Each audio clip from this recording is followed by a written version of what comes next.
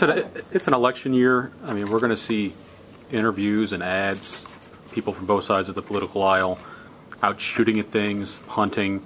At what point does that campaigning, in your mind, cross a line to inappropriateness?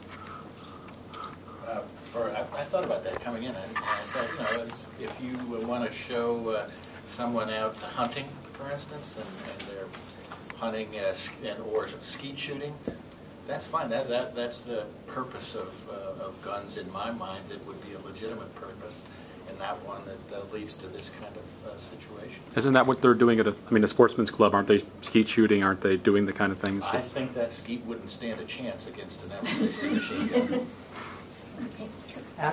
Activist groups on other issues that many of you are sympathetic to and maybe even active in, when those groups didn't like a law that the legislature passed, they went out on the streets, collected signatures, and said, we're going to give the voters a chance to repeal it. On these issues, you have not done that. Does that show that you're worried you couldn't win those battles? Why haven't you taken these to the people? If these are such nonsensical proposals that you don't think the majority of people support, why haven't you taken that route? That's a good question. Anybody want to answer that? I believe that the strongest answer would be that the dollars that would support the other side would overwhelm any dollars that could be presented to support the anti-side. So that while the statistics would indicate that there's a big group of people who don't support this, they may be supporters of the Second Amendment, but this type of thing, they wouldn't be in favor of. But being able to raise the dollars, the constituency is not there. That'd be my strongest suggestion. I think the other thing is that people are, sorry. One of the big things that I've run into over the years is that people are a little bit reluctant to be quite that visible because the other side is armed and the other side lets them know they're armed and that they don't like what they're saying.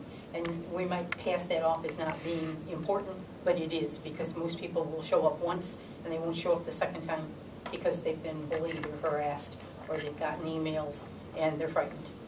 And so that's part of what we're up against. That actually is what happened to me during one of my campaigns, where an email went out and published where I live and where my office was, in case anybody wanted to know. I just wanted to be clear, are all of you calling on her to not have this event? Yes. Yes. But nobody has reached out to her specifically? I haven't yet. No, I plan on it. Now, just I want to make sure I understand. You're not alleging that there's anything illegal in people who would be shooting these weapons. It's the message that's being communicated, particularly in light of what's been going on. We've had all the gun violence. Even having an event where you're at target practice is okay, but to talk about and call it a machine gun social, where you can shoot 850 rounds on one pull of the trigger, that's ridiculous. I do have to say this legislature. Waiting for the bill. I should know that better. You've trained me over the years. Look, this legislature has gone and broken barriers that have not been done in past years. The extreme nature of the legislation and the pandering that is going on right now, without regard to common sense legislation, is out of control in our legislature.